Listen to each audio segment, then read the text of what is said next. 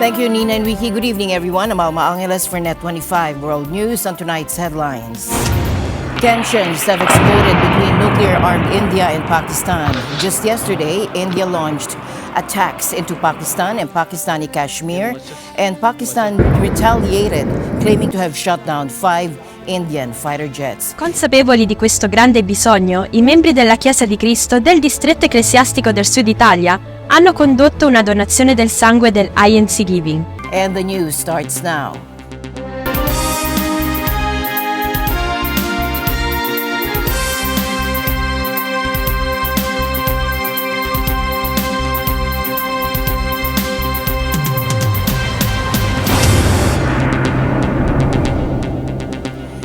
Tensions have exploded between nuclear-armed India and Pakistan. Just yesterday, India launched attacks into Pakistan and Pakistani Kashmir, and Pakistan retaliated, claiming to have shot down 5 Indian fighter jets. And this is the worst fighting we've seen between these two in over 2 decades.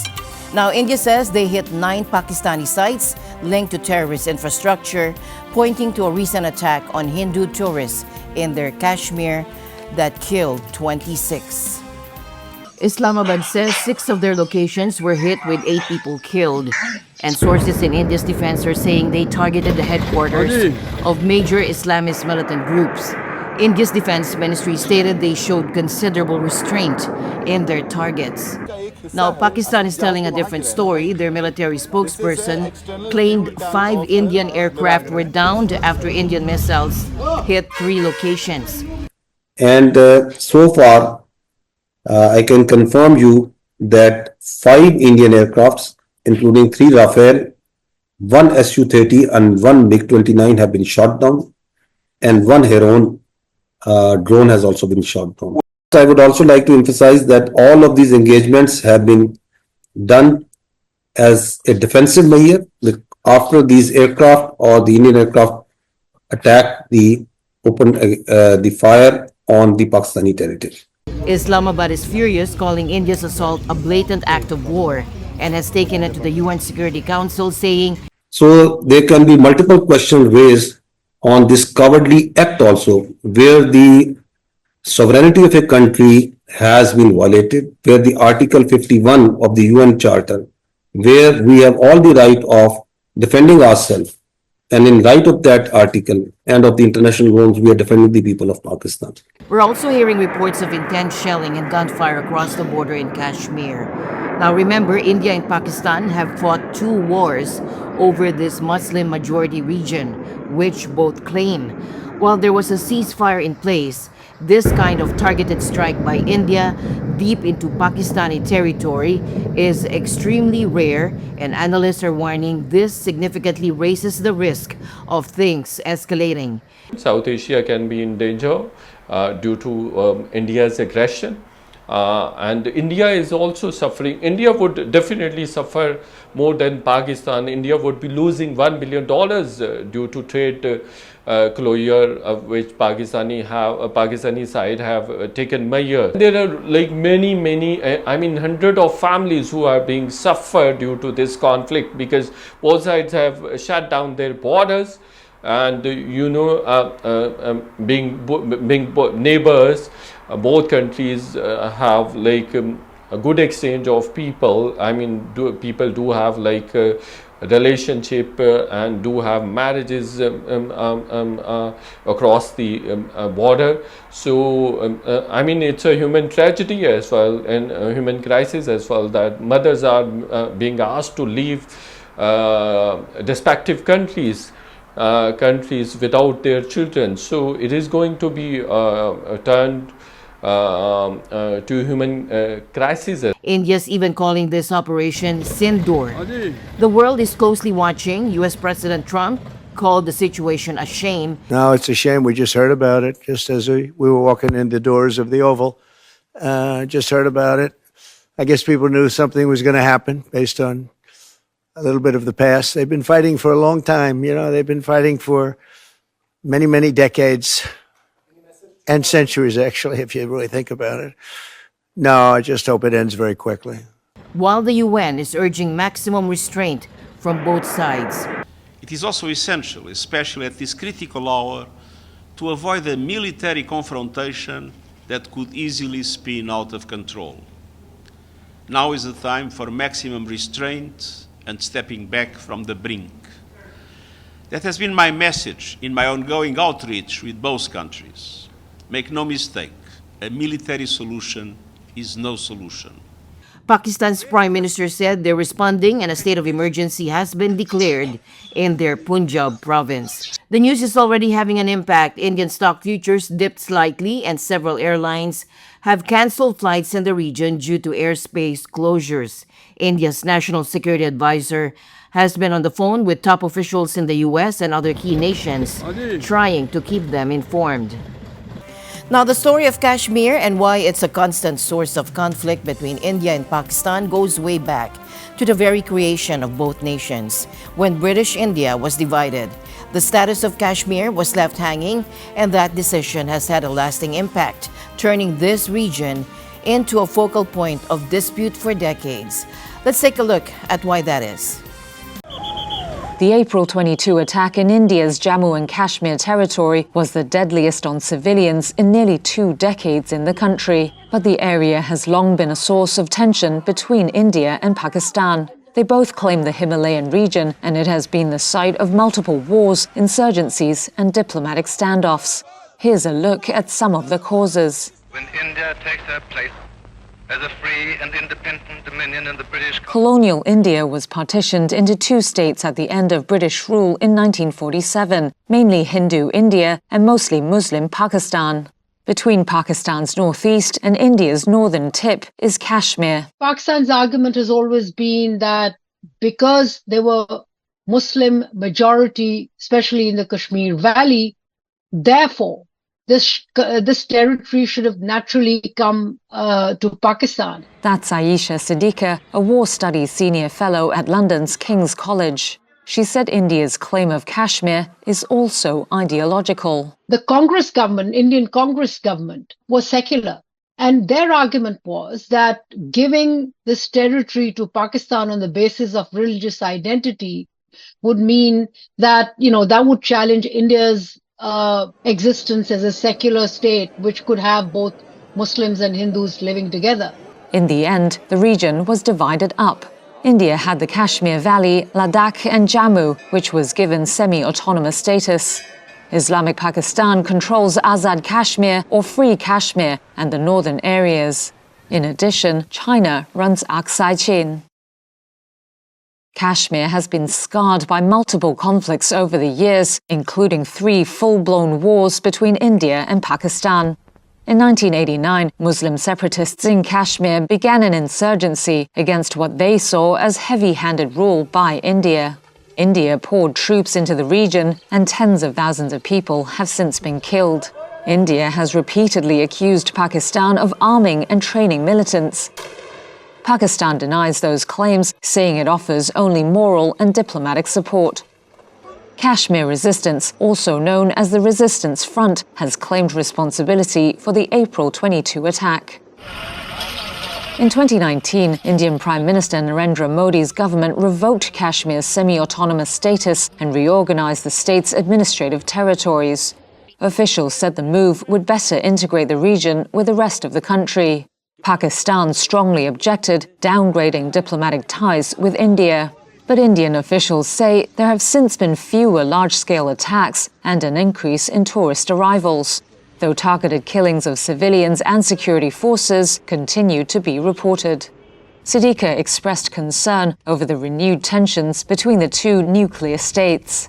What Kashmiris are very tired of is repression and state control on both sides. They want to live with dignity without fear and without presence of militaries on both sides. After the April attack at the popular tourist site, crowds took to the streets. Among them, Mukhra Javed. We just want to say that terrorism doesn't have a particular religion, and we as common Kashmiris stand for peace and will always stand for peace. This doesn't represent Kashmir, she added. It doesn't represent us. There's growing concern in the Philippines over China's actions around Bajo de Masinloc, also known as Scarborough Shoal, which is just over 200 kilometers from Zambales. Apparently, there's been a big jump in the number of Chinese paramilitary ships hanging around there in the past year.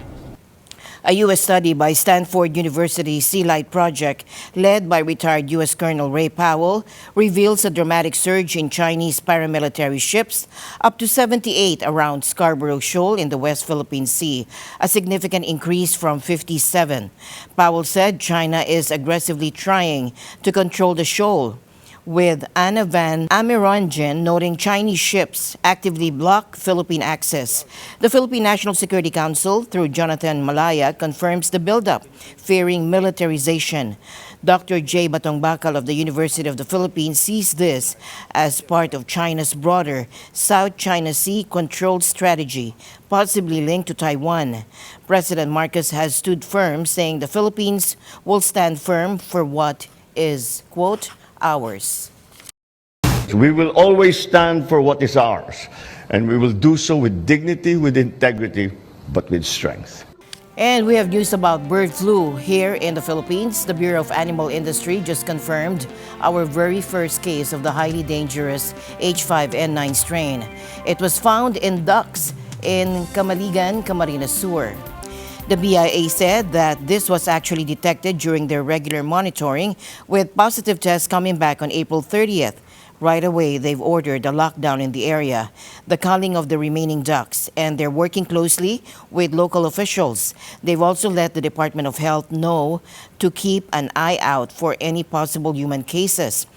Now, the good news is that the BAI says that based on what's known globally, while this H5N9 is really bad for birds, the risk to us humans is considered low. They already culled and properly disposed of the ducks on the affected farms yesterday, May 6th.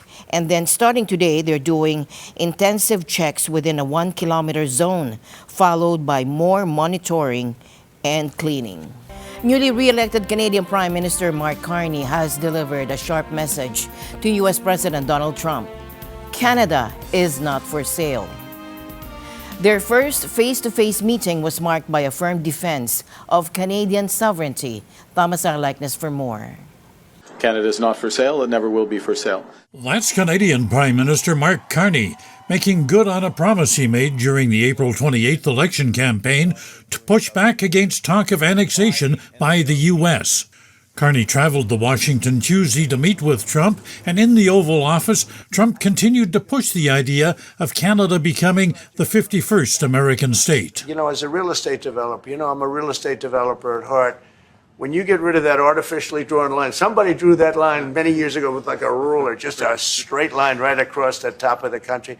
When you look at that beautiful formation when it's together, I'm a very artistic person. But when I looked at that beauty, I said, that's the way it was meant to be. But, I do feel it's much better for Canada. Carney's response led to this exchange. As you know from real estate, there are some places that are never for sale. That's true. We're sitting in one right now, and having met with the owners of Canada over the course of the campaign last several months, it's not for sale, won't be for sale ever. But I say never. Following that meeting with Trump, Carney addressed the sovereignty issue with reporters. The president has made known his wish about that issue for some time. I've been careful always to distinguish between wish and reality. I was clear there in the Oval Office, as I've been clear throughout on behalf of Canadians, that this is never going to happen. Canada is not for sale. It never will be for sale. Carney says he told Trump to stop referring to Canada as the 51st state, but then he adds the president will say what he wants. Overall, Carney calls the meeting productive. Tariffs and trade dominated much of the discussions. He says the two sides will start serious talks on a new relationship he insists is needed in the wake of the tariffs. But Carney says don't expect an immediate deal. We have a lot more work to do. I'm not trying to suggest at any respect that we can have one meeting and everything's changed, but now we are engaged and very fully engaged. On trade, Trump sounds almost dismissive when talking about goods from Canada, reverting to his theme that America doesn't need anything from other countries. Well, we don't do much business with Canada from our standpoint. They do a lot of business with us. We're at like 4%. And usually those things don't last very long. You know, we have great things, great product. The kind of product we sell, nobody else can sell. Carney's trip to Washington impressed the financial markets. The Canadian dollar rose to a near 7-month high against its U.S. counterpart as investors assessed Carney's visit. Thomas I. Likeness, NET25 World News. High-stakes diplomacy is on the agenda this weekend in Switzerland. U.S. Treasury Secretary Scott Bessent and Chief Trade Negotiator Jamieson Greer will sit down with China's top economic official, He Feng, for crucial talks. The aim? To find a way out of the damaging trade war between the world's two largest economies. Take a look. Chinese stocks got a boost Wednesday on glimmers of hope that a trade war with the US might just be set to ease. Benchmark indexes in Hong Kong and Shanghai were up around 0.5% by early afternoon. That followed news the day before that the US and China will hold talks in Geneva on Saturday. US Treasury Secretary Scott Bessent and Chief Trade Negotiator Jamieson Greer will meet Beijing economic czar He Feng. The meeting will come after months of escalating tensions that have seen both sides impose tariffs way in excess of 100%. Now the two countries are expected to discuss reductions in the broader levies, as well as possible exemptions for specific products. Speaking on Fox News, Bessent said he thought the talks would focus on de-escalation. Appearing earlier Tuesday in Congress, he said no negotiations were yet underway with Beijing, but raised hopes of deals with other countries. I would think that perhaps as early as this week, we will be announcing trade deals with some of our largest trading partners.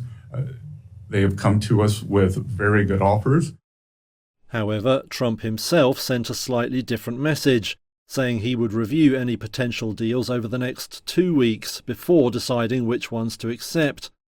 Chinese officials confirmed the country would re-engage in talks, while also warning there could be no deal if there was any attempt at coercion.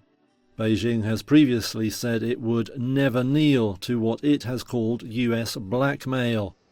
But economists predict the trade turmoil could sharply cut global growth, ramping up pressure for some kind of agreement. Analysts at Japanese bank Nomura have predicted the tariff wars could cost China some 16 million jobs. And get ready for some sticker shock at the car dealership. Ford Motor Company says those tariffs from the Trump administration, well, they're going to cost them big time. And we're talking about a $1.5 billion hit to their bottom line this year alone. Here's more. U.S. auto giant Ford says it's going to take a $1.5 billion hit from President Donald Trump's tariffs this year.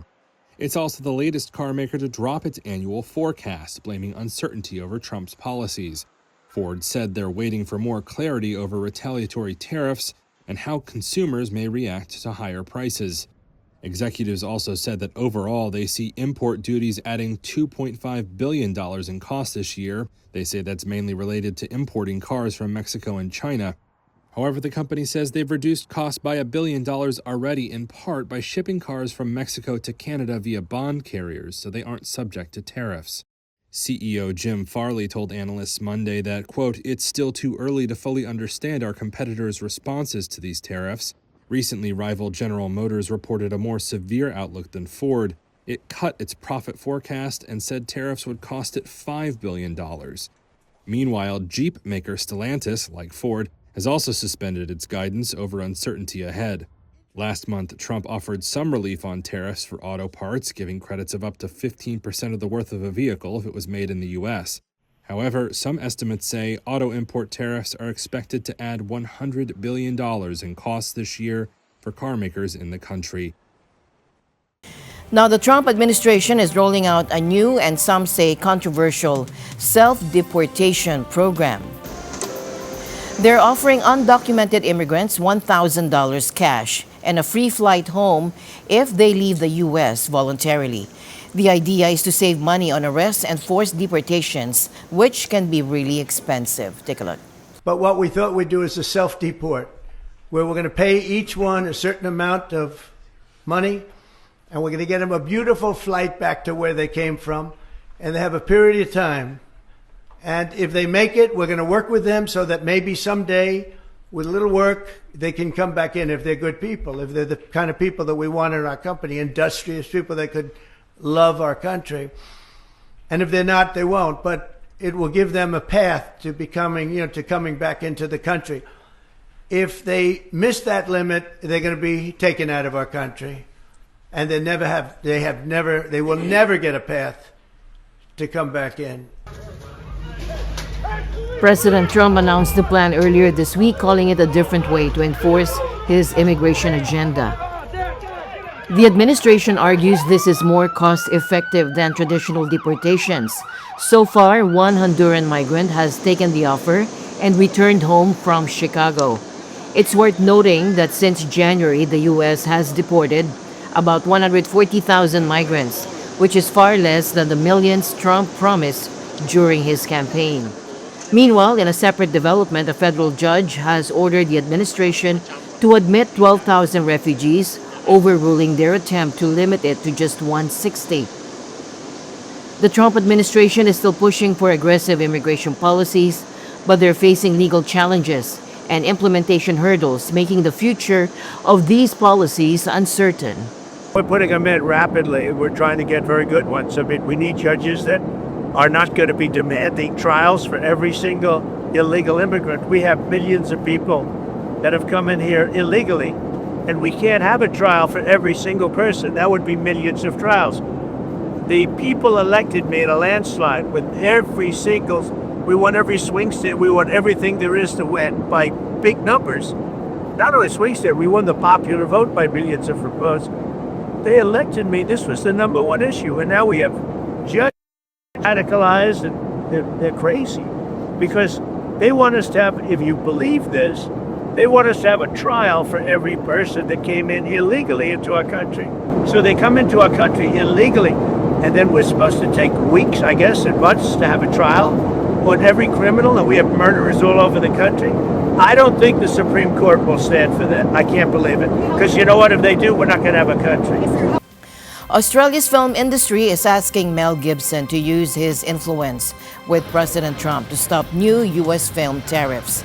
They say the tariffs aimed at boosting U.S. film production would devastate Australia's industry, causing job losses and higher ticket prices. Industry leaders are hoping Gibson, a Trump advisor, will convince him to reconsider. Gibson himself could be impacted as he plans to film in Italy.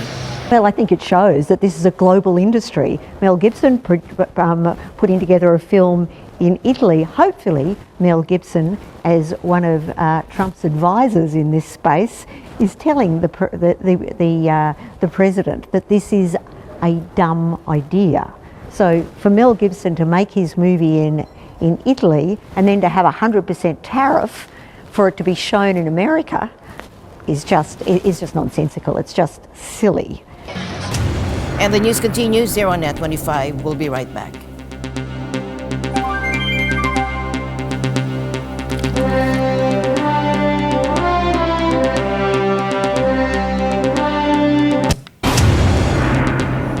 There's been a significant shift in the plans for AI giant OpenAI, the creator of ChatGPT. The company has now dialed back earlier proposals to become fully for profit. Instead, its non-profit parent will retain control, a move that could impact CEO Sam Altman's influence. Take a look. OpenAI has dialed back its plan to turn into a for-profit company, announcing its non-profit parent will stay in control, according to its CEO Sam Altman Monday. It's the latest after years of legal challenges and boardroom drama for the AI maker of ChatGPT that at one point 2 years ago saw members of the non-profit board ousting Altman over a breakdown in trust. In a blog post, Altman said OpenAI will remain a non-profit that would still control its for-profit arm. Back in December, Altman first proposed a set of restructuring plans that turns OpenAI's for-profit arm into a public benefit corporation, a structure that gives shareholders returns while the firm still focuses on social goals. But those plans would see the non-profit parent ceding control. OpenAI said Monday that instead the non-profit part will keep a grip on the company while it pushes ahead with restructuring its for-profit arm to help raise more capital. Monday's announcement is a major win for OpenAI's critics. The firm's earlier plans to move to an outright for-profit drew backlash on whether it had strayed too far from its original aim to develop AI for the public good. Meanwhile, despite Monday's announcement, Elon Musk, a co-founder of OpenAI, says he'll proceed with his lawsuit against Altman and his firm. The suit seeks to block OpenAI's transition to a for-profit business.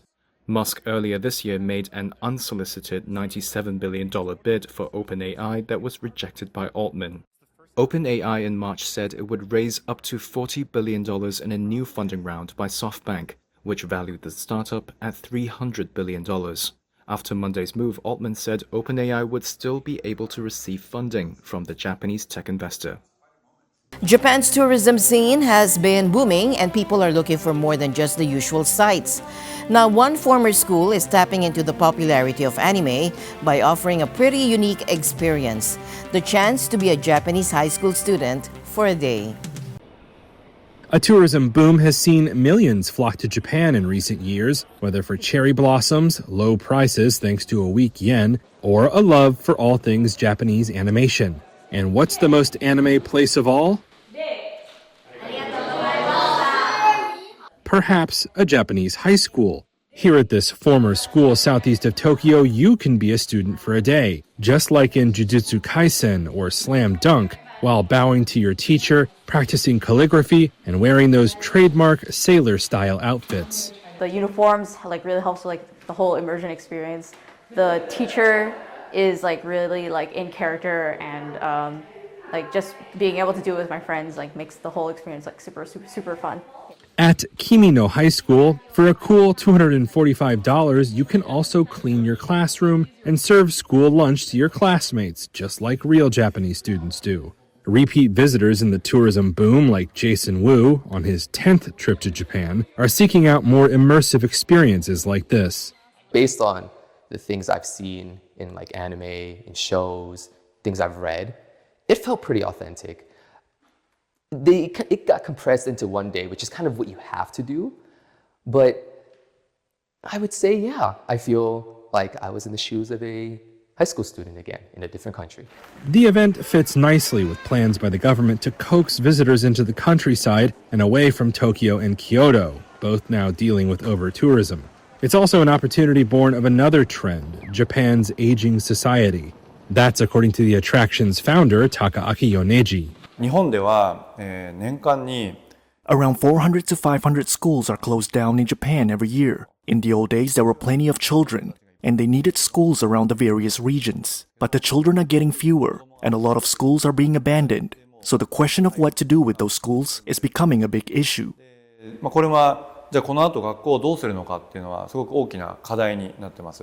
Kimino was once Kameyama Middle School, but it shut down in 2020 as student numbers dwindled.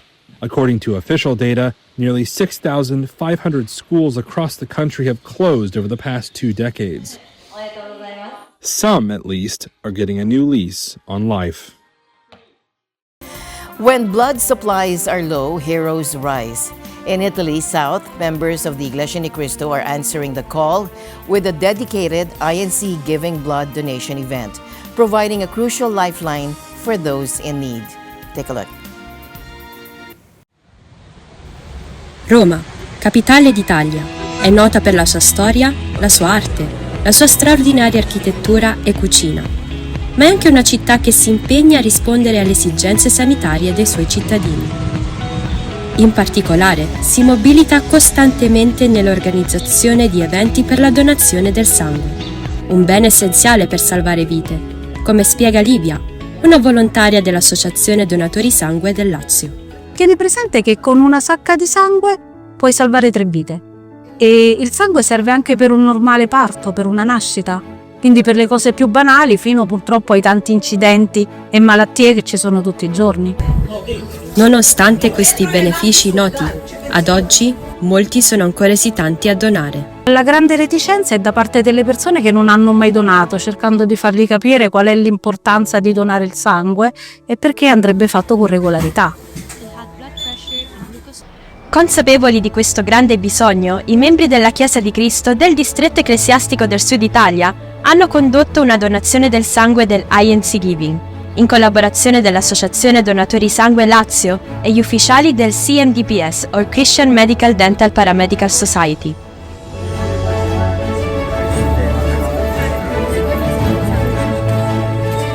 Napakaganda po ang naging resulta ng blood donation na activity ng CMDPS sa araw na ito. Dahil napakaraming mga kabataan ang nagpakuha ng mga dugos kasama ang kanilang mga magulang. Ang Italian Blood Donation Association po ay tuwang-tuwa dahil mas maraming mga kabataan ang nagpakuha ng dugo sa araw na ito.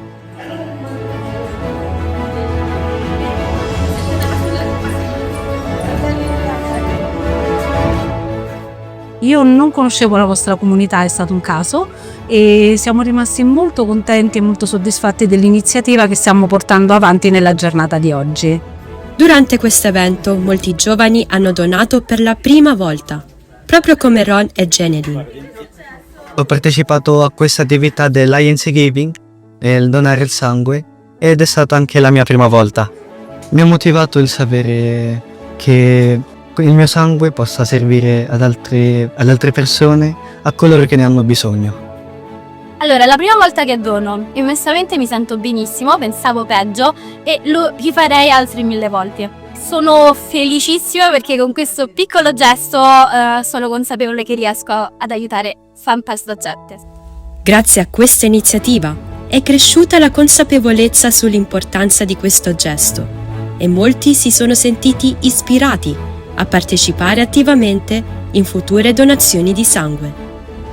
Quest'oggi, grazie al nostro Signore Dio, abbiamo fatto questa attività, cioè quello di donare il sangue, ed è questo lo scopo della Chiesa di Cristo, cioè quello di aiutare il nostro prossimo. Per questo motivo, con tutto il cuore, ringraziamo il nostro ministro esecutivo, il fratello Edoardo Manalo, per averci dato la possibilità di aiutare l'amministrazione nel suo scopo, cioè quello di dare gioia al nostro Signore Dio attraverso il compimento dei nostri vari doveri. Felici di aiutare il prossimo, i membri della Chiesa di Cristo in questa parte del mondo continueranno con altre collaborazioni sociocivili come questa.